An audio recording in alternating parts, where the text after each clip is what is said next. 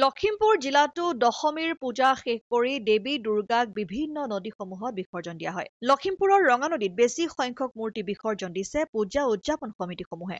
কোনোৱে আকৌ ওচৰতে থকা নদীসমূহতো বিসৰ্জন দিয়া দেখিবলৈ পোৱা যায়। লখিমপুৰ জিলা দেউৰী গাঁৱৰ শ্ৰী শ্ৰী নীল দেৱালয়ত অনুষ্ঠিত হোৱা পূজাভাগ দশমী দিনা ঢল নৈঘাটত দেৱী বিসৰ্জন দিয়া হয়। ঘাৰমৰা অঞ্চলৰ প্ৰায় 10খন গাঁৱৰ ৰাইজে একত্ৰ হৈ এই দেৱী বিসৰ্জন কাৰ্যসূচীত অংশগ্ৰহণ কৰে।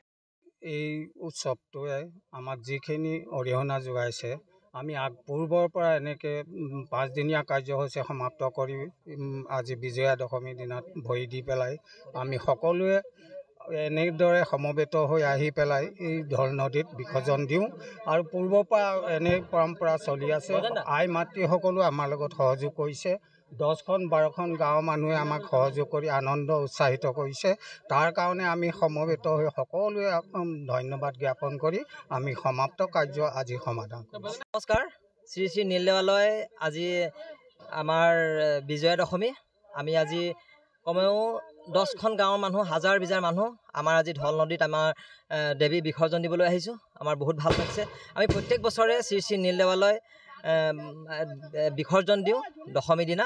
আমাৰ হাজাৰ বিজাৰ মানুহে ঢোল নেগেৰা তাল খোল সম্পূৰ্ণ লৈ আমাৰ ঘাৰমৰাৰ পৰা ধৰি গোটেই 10খন 15খন গাঁও আমাৰ এই ঢল নদীত আমাৰ বিসৰ্জন দিয়ে। আমাক বহুত ভাল লাগে। আমাৰ প্ৰত্যেক বছৰে বহুত ভাল লাগে। আমি এতিয়া গৈ সকলো নামঘৰত উপস্থিত হ'মগৈ। উপস্থিত হোৱাৰ পাছত আমাৰ যিখিনি কৰণীয় কাম আছে আমি সেইখিনি কৰিম। লখিমপুৰৰ পৰা ৰাহানুদ্দিন আহমেদৰ ৰিপৰ্ট, অসম আদিত্য।